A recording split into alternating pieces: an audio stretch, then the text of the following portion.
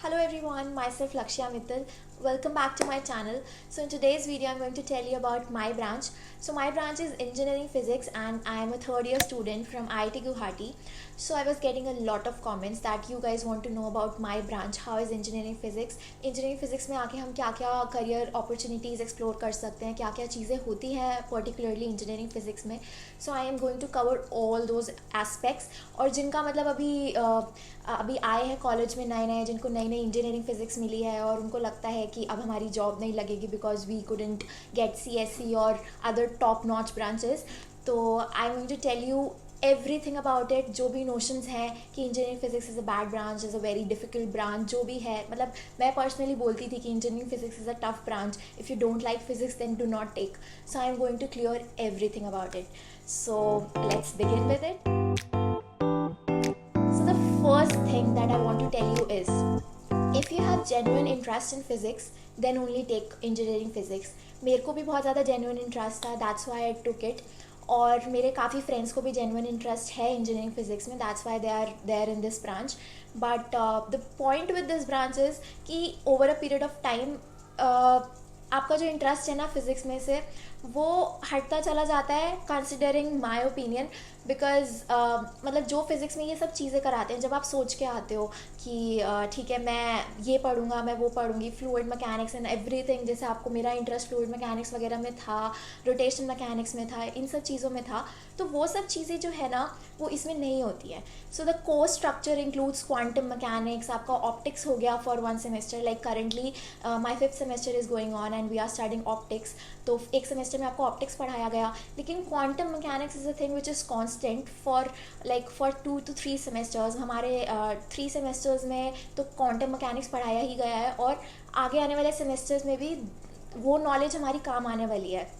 तो quantum mechanics में अगर किसी को इंटरेस्ट है, किसी को what is the difference between classical and quantum, वो सब आपको अपने मन में आपको डाउट आता है, तो this is the branch for you. क्योंकि क्वांटम मैकेनिक्स में आगे बहुत ज़्यादा रिसर्च की अपॉर्चुनिटीज़ है विच यू कैन एक्सप्लोर बड़े होके, तो वो सब आप कर सकते हो.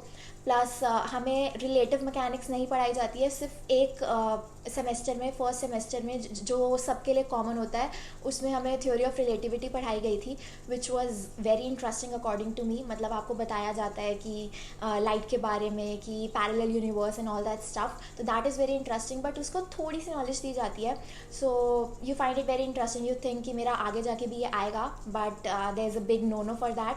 नहीं आएगा वो आगे. तो अगर आपको ये चीज़ें अलग से एक्सप्लोर करनी है तो of course they are labs, they are things, they are मतलब लॉट ऑफ बुक्स जिसके अंदर से you can explore a lot of new things. But if you want to explore it living in your original classroom work and classroom वाला जो भी चीज़ें हैं, तो you will not be able to do that because ये course work में नहीं है.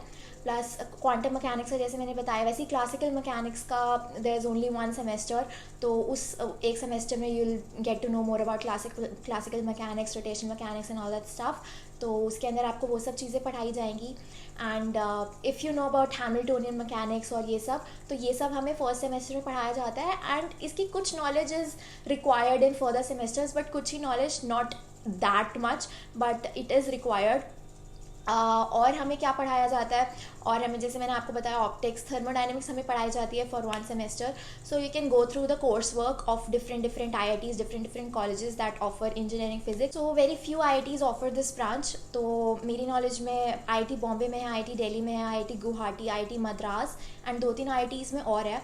तो काफ़ी कम IITs इसको अभी इस कोर्स वर्क को इसने शुरू किया है. तो मतलब धीरे धीरे इट्स गोइंग टू इंक्रीज़. अभी कुछ ही साल से ये ब्रांच आई है, तो इसका पूरा एक्सपेंशन होने में of course it will take time, but धीरे धीरे it will go up to that mark जो अभी और ब्रांचेस ने अपना मार्क सेट किया हुआ है. जैसे CSE हो गई, CEEE, इन लोगों ने, इन सब ब्रांचेस ने अपना एक पूरा मार्केट में बनाया हुआ है कि yes we exist. But engineering physics का ऐसा नहीं है अभी फ़िलहाल, बट धीरे धीरे हो जाएगा. जैसे मेरी क्लास में भी अर्लियर देयर वर 50 के अराउंड बच्चे थे, बट अभी मेरे बैच में इट्स 57. आगे आने वाले बैचेस में it's increasing, the number is anyways going to increase because बच्चे इसको फेवर कर रहे हैं, इसको चूज़ कर रहे हैं because they like physics and they have genuine interest in physics. और जिसको जेन्युइन इंटरेस्ट है ना वो पक्का इस ब्रांच में आएगा.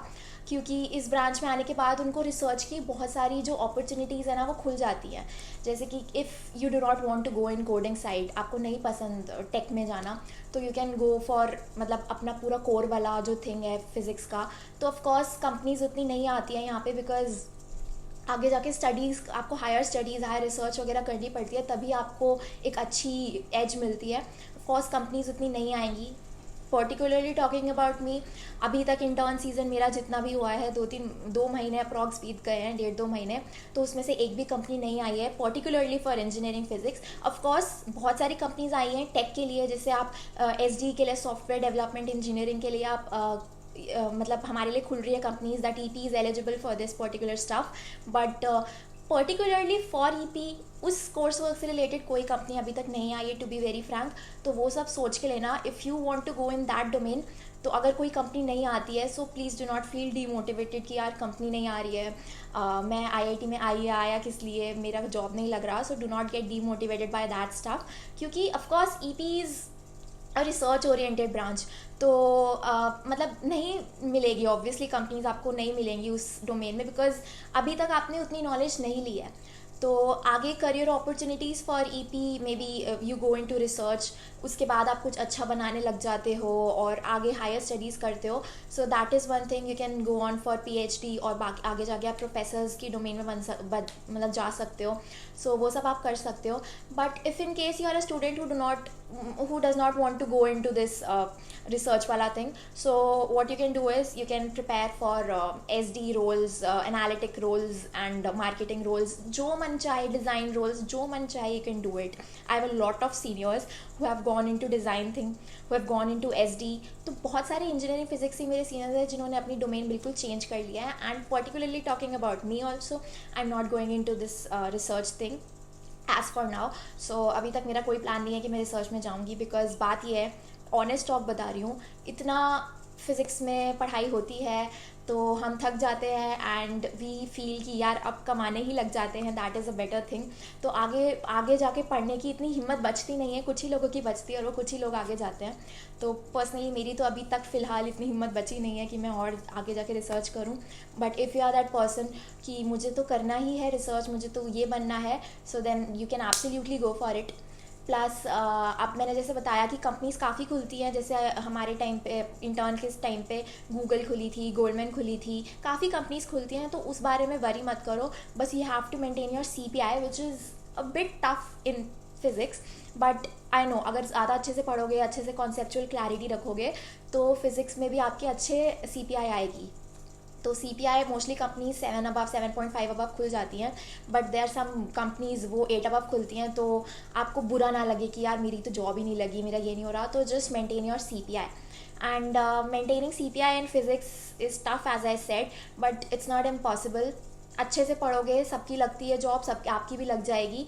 और अच्छे से मतलब CPI को मेंटेन रखना, और जो जो टीचर्स पढ़ाएं उसको प्लीज़ अच्छे से पढ़ लेना। और एक और बात, अगर अलग से टाइम बचता है कि नहीं वो आपको जानना है, तो देखो टाइम मैनेज करना वो आपको आना चाहिए। टाइम अलग से और ब्रांचेस के comparatively, if you compare to chemical या सिविल, इस तरीके की ब्रांचेस से if you compare, then time नहीं बचता है। फ्रैंकली स्पीकिंग टाइम नहीं बचता है। अभी तो हमारा ऑनलाइन था तो हम कुछ ना कुछ करके मैनेज कर लेते थे टाइम, बट नाउ जब हमारा ऑफलाइन सेमेस्टर हो गया है, सो I'm going to tell you this. This is my first offline semester. 5th semester was my first offline semester जो मैंने दिया, मतलब fully offline, because पहला semester was half online half offline. This was the semester which gave me a flavor of full offline semester. तो अब मैंने इसके अंदर पढ़ाई की तो I got to know that it is tough. It is very difficult to manage time. आपको clubs manage करने होते हैं, आपको अपनी कोडिंग वाली चीज़ मैनेज करनी होती है if you are going into that domain, तो वो मैनेज करना is tough. So if you are a person who is getting chemical, mechanical या ऐसी कोई branch, so do not go for engineering physics if you do not have interest in physics as well. If you have interest in physics and you think that at some point of time you may consider research, then you can go for it. But if you are clear about this fact that you are not interested in going for core jobs, then please do not consider taking physics, because it's a tough branch or you won't get enough time to do coding. तो of course अगर मन कर रहा है तो ले लो, वही मिल रही है तो ले लो, but in my opinion, in my personal opinion, जब मैंने ऐसा मेरा केस ऐसा था कि मुझे कोडिंग वाली जॉब्स में नहीं जाना था, इस वजह से I took it. But at some point of time I have realize कि देखो कॉस्ट फैक्टर भी एक आ जाता है, बहुत सारी कंपनीज होती हैं, आपको एक तो सबसे ज़्यादा आपको पहले पढ़ना पड़ेगा, you have to do PhD and all that stuff, फिर उसके बाद आपकी कहीं जाके जॉब लगेगी। तो एक टाइम लगेगा आपको फाइनेंशियली इंडिपेंडेंट होने में कंपैरेटिवली और लोगों से जो कोडिंग की जॉब्स में जा रहे हैं, जो एनालिटिक्स की जॉब में जा रहे हैं। तो that you have to consider, if you have that patience, if you have that money कि मैं आगे जाके पढ़ने के लिए मनी इन्वेस्ट कर सकता हूँ, then go for it. But if you do not have, then please do not consider taking this if you have other options to.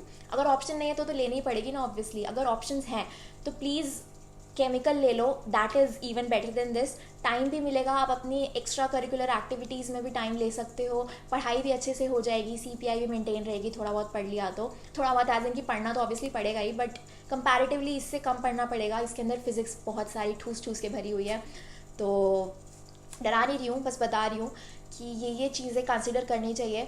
और अगर किसी को मिल रही है, ज़बरदस्ती मिल रही है कि यार और कुछ मिल ही नहीं रहा है, तो ले लो। बट ये वीडियो देखने के बाद ये मत सोचना कि यार अब तो मैं फ़िज़िक्स के डोमेन में जाऊँ ना जाऊँ। Just do not worry. हमारी ब्रांच में आधे से ज़्यादा बच्चे ऐसे हैं जिनको ज़बरदस्ती मिली है, जिनको सिर्फ IIT चाहिए था या जो चाहिए था, उनको ज़बरदस्ती मिली है। So please do not consider this fact.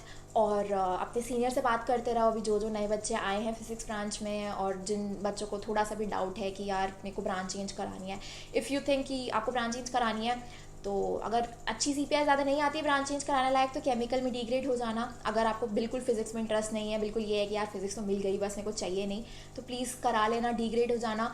Degrade होना is a much better, much wiser option compare to कि पूरे 4 साल आप घिसो इस ब्रांच के अंदर और आपको कुछ समझ ना आए और आप कोडिंग भी कर रहे हो, ये भी कर रहे हो।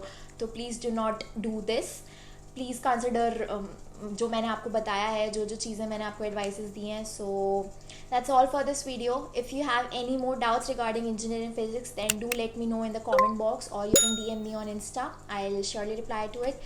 So till then, stay safe, stay happy, and bye bye, and congratulations to everyone जिनको इंजीनियरिंग फिजिक्स मिली है, जिनको IIT मिली है, जिनको जो भी कॉलेज मिला है, just congratulations to everyone. Or a special congrats to those who came to my college, those who came to my branch. So I'm very eager to meet you soon. So bye bye.